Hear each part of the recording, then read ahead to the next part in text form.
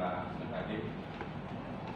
Sebelum pembelajaran saya mulai seperti biasa untuk hari ini, dari data di absen itu ada 4 anak yang sakit, betul? Dari atau selain 4 anak ini semuanya sudah masuk? Sudah ya?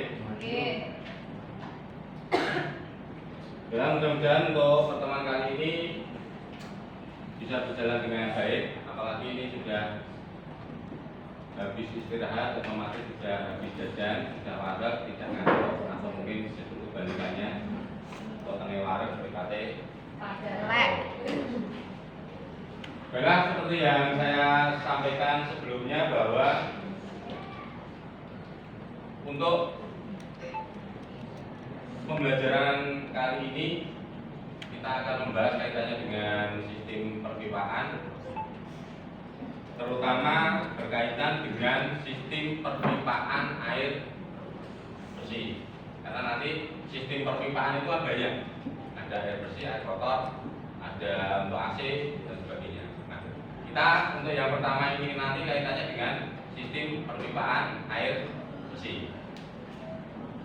Untuk materi kemarin sudah sempat di-share, sudah dipelajari di pertemuan sebelumnya, yaitu melalui Google Classroom. Karena memang kemarin kalian sudah sadari materi sudah saya sampaikan di Google Classroom, di mana di sana ada materi yang harus kalian pelajari. Setelah itu ada tugas, yaitu apa kemarin tugasnya? Menganalisa perpipaan di rumah. Menganalisis sistem perpipaan di rumah kalian masing-masing. Kira-kira sebenarnya belum, pas kok belum. Seperti yang sebelumnya saya sampaikan, prinsip air itu seperti apa?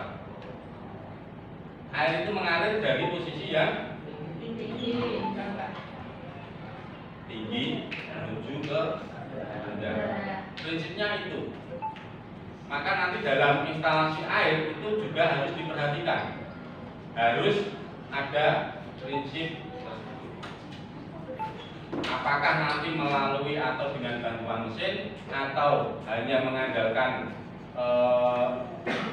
prinsip gravitasi bumi dalam artian tahun ke toren, atau memang mungkin sumbernya sudah dari daerah-daerah gunungan sehingga dia mengalir akibat dari gravitasi, itu harus diperhatikan.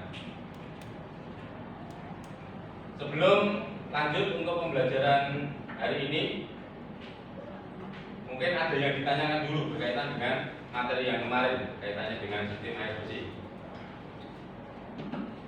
Ada yang ditanyakan? Kalau tidak ada, baiklah, langsung kita menuju ke materi hari ini. Kalian bisa perhatikan dulu gambar di sini. Ini adalah salah satu contoh dari gambar untuk sistem air bersih atau sistem perpipaan. Cuma di sini sifatnya dia hanya bisa dikatakan sangat-sangat sederhana. Seperti yang saya sampaikan di sebelumnya, bahwa kita boleh memasang atau menentukan desain dari pipa itu, apakah dia langsung, dalam artian langsung kita cari jarak yang terpendek, atau kita cari jarak jauh dengan masing-masing keuntungan dan kerugian yang sudah saya sampaikan sebelumnya. Di sini dicontohkan dalam gambar, jika kalian perhatikan bahwa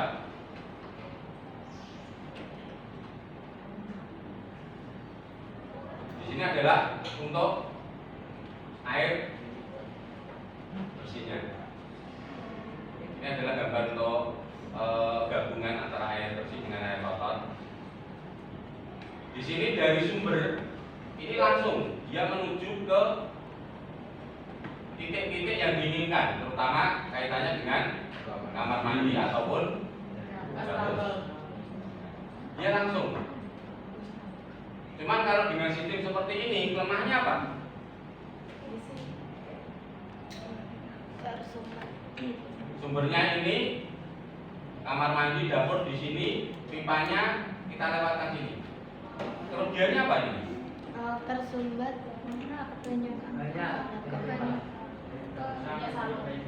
Apa? Susah dalam perbaikan. Susah dalam penambahan jaringan baru. Kenapa bisa seperti itu? Karena kita lihat yang namanya rumah, terutama rumah-rumah di era sekarang, kan sudah banyak rumah-rumah yang istilahnya permanen, otomatis lantainya sudah keramik. Kalau pipanya lewat di tengah-tengah seperti ini, otomatis nanti lantainya kan sudah keramikan kan. Saat mungkin terjadi kebocoran atau tiba-tiba di sini airnya kok mampet dan sebagainya, kita ngeceknya sulit. Kita bisa ngecek tapi harus bongkar Keramik. itu kelemahannya. Sementara keuntungannya adalah lebih murah. apa? Lebih murah. Lebih murah atau lebih hemat. Karena apa? Kalau kalian masang instalasi atau jaringan air bersihnya lewat tepi di sini, maka otomatis akan membutuhkan apa yang lebih panjang atau membutuhkan istilahnya bahan yang lebih banyak, ada pipa, ada sambungan dan sebagainya. Jadi sekali lagi masing-masing akan memiliki, tidak ada. Kalau tidak ada, silakan untuk komputernya bisa dibuka. Silakan langsung membuka untuk file baru. Jadi di AutoCAD langsung kalian masuk ke file baru atau yang new. Jangan lupa seperti biasa kalian lakukan pengaturan terlebih dahulu.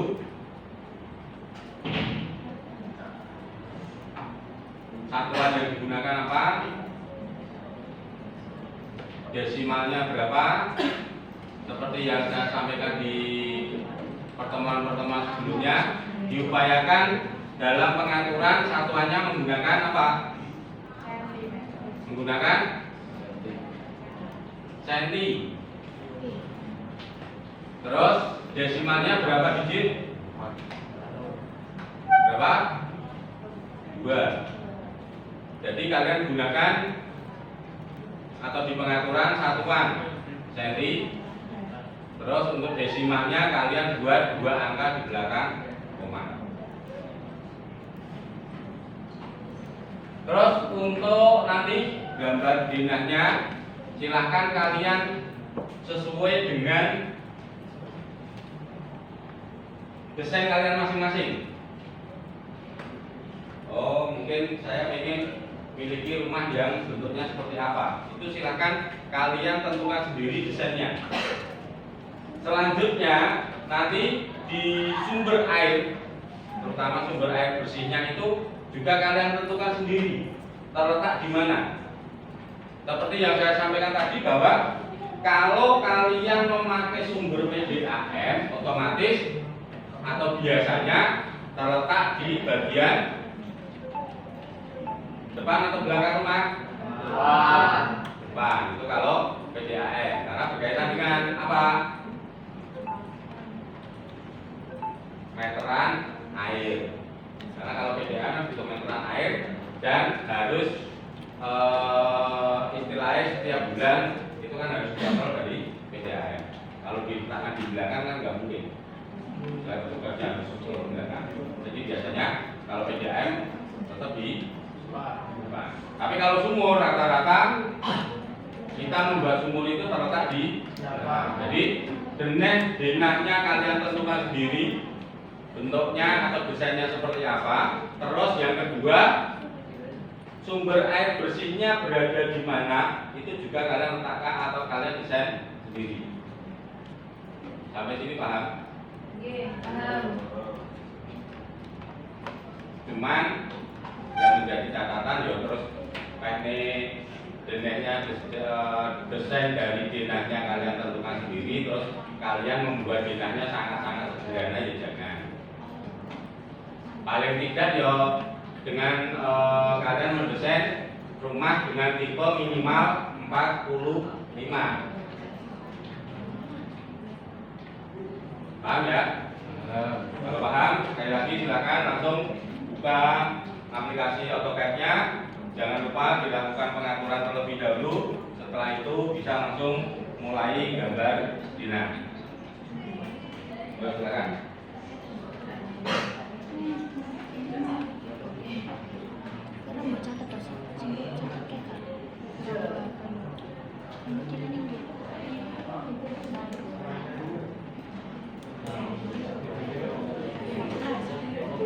Seperti yang saya sampaikan tadi, paling tidak 45, tipe 45 kemarin berarti rumah tersebut harus memiliki luas 45 meter persegi. 45 itu didapatkan dari mana? Sebagai contoh, 9 kali 5 itu kan 45 kan? Atau mungkin kalian pakai panjang kali lebarnya berapa, bebas sesuai dengan desain kalian masing-masing. Tapi sekali lagi minimal tipenya adalah 45 atau minimal luasnya 45 meter persegi. Kalau lebih dari itu Pak, ya boleh. Yang namanya minimal berarti lebih dari itu boleh.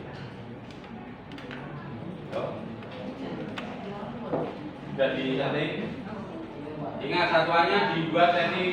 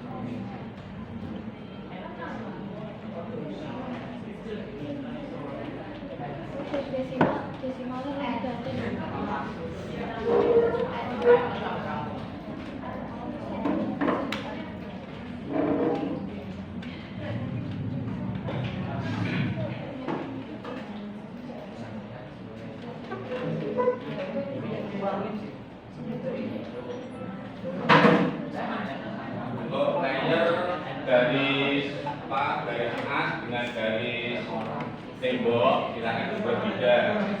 Jadi biar bisa dibedakan, oh ini yang asnya, ini temboknya, itu bisa beda.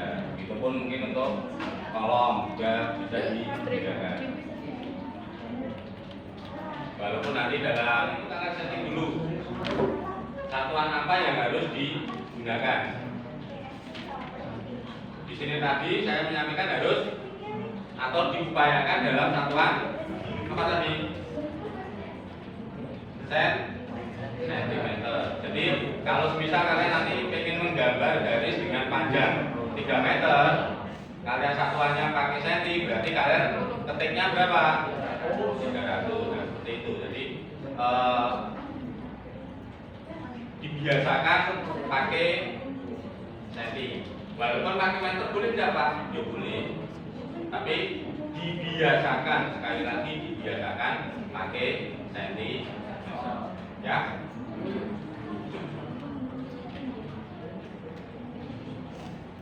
Ya, untuk pengaturan terutama di berarti ketik.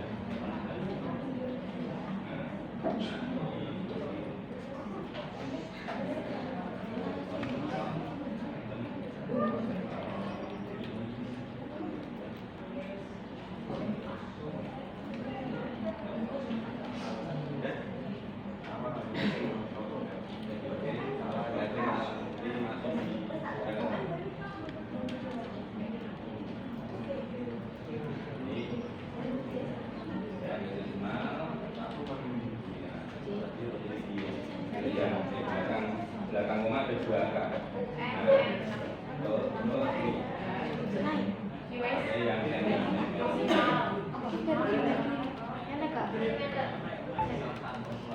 Setelah itu tinggal ngatur di layernya.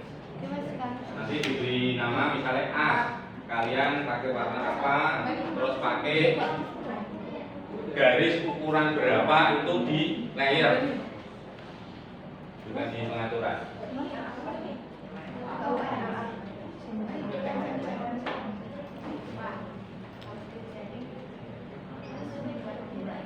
Layarnya sudah. Kalau sudah langsung buat tindak. Ukurannya tadi minimal 45. 45 itu sebagai contoh 9 kali 5 meter itu kan 45 meter persegi. Jadi kalau minimal ya berarti bisa lebih dari itu. Misalnya buat rumah ukuran 6 kali 10 berarti kan luasannya 60 meter persegi itu boleh.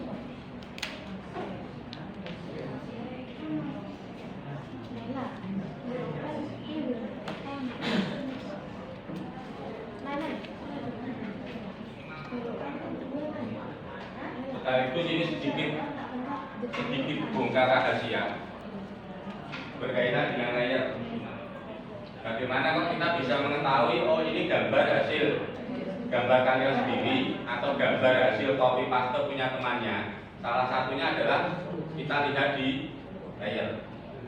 Karena mungkin layer itu kan banyak sekali loh. Ada untuk as, ada tembok, ada kolom, terus apa lagi? Misalnya pintu, jendela, kusen dan sebagainya. Kan orang mungkin loh, misalnya si A dengan si B ini akan memiliki pemikiran yang sama. Oh AC tak kayak abang, tembok tak kayak kuning, kolom tak kayak hijau misalnya. Kan tidak mungkin kan? Masing-masing anak itu akan memiliki pemikiran yang sama atau akan memiliki selera yang sama. Nah, makanya salah satu trik untuk mengetahui gambar kalian itu asli gambar kalian sendiri atau bukan itu salah satunya seperti itu. Sampai nanti ada trik yang lain. Jadi makanya kita memeriksa itu tahu ini hasil gambaran kalian sendiri atau ini hasil gambar copy paste itu bisa kita.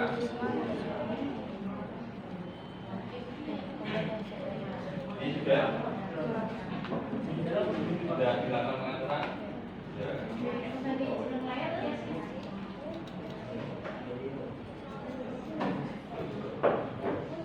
Terus untuk pengaturan layar di kalian terapkan dulu materi di kelas 10 yaitu tentang macam-macam garis. Dimana untuk garis tembok itu berarti kan dia jenisnya adalah garis gambar. Terus kalau untuk as biasanya pakai saja yang lebih tipis. Ukurannya mungkin yang pakai setengah. Sementara yang garis gambar bisa yang 0,75 atau yang 1. Itu nanti untuk gambar-gambar yang lain bisa.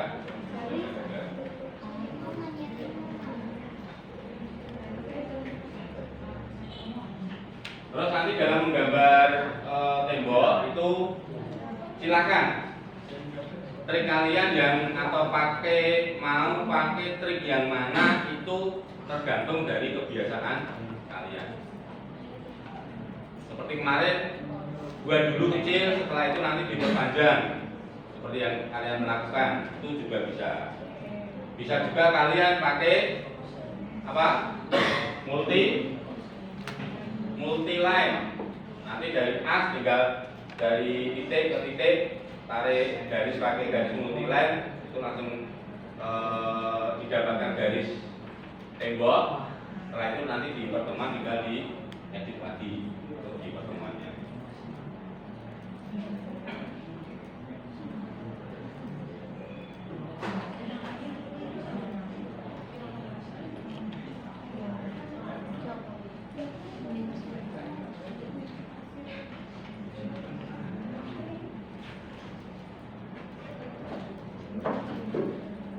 Minimal 45. 45 itu sebagai contoh 9 kali 5 meter itu kan 45 meter persegi.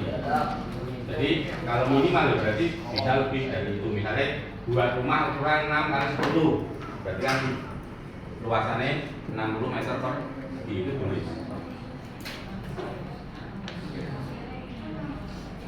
Waktunya sudah hampir habis. Silakan untuk filenya jangan lupa disimpan, karena untuk materi ini datanya adalah 2 kali pertemuan yang akan datang atau minggu besok ini harus sudah jadi. Jika silakan disimpan. Untuk penamaan file seperti biasanya. Untuk lokasi penyimpanan juga seperti biasa atau diusahakan di mana? Lokal disk.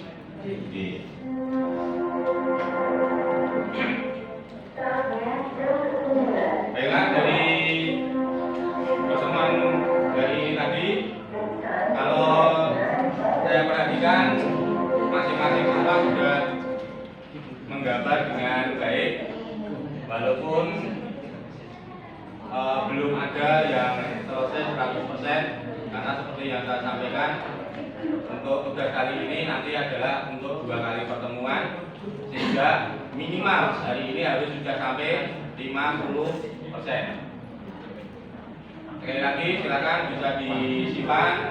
Setelah itu jangan lupa untuk selalu merapikan tempat duduknya masing-masing dan selalu lihat di sekitar kalian ada sampah atau tidak. Sekali lagi, untuk pertemuan yang akan datang materi masih sama, yaitu kita melanjutkan pekerjaan hari ini. Makanya nanti di rumah juga bisa dipelajari lagi. Oh, saya kurangnya bagian ini. Caranya yang termudah itu yang seperti apa, itu bisa kalian pelajari nanti di rumah. Sebelum saya akhiri, mungkin ada yang ditanyakan? Kalau tidak ada yang ditanyakan, terima kasih atas perhatiannya. Sampai ketemu minggu depan. Saya akhiri. Assalamualaikum warahmatullahi wabarakatuh.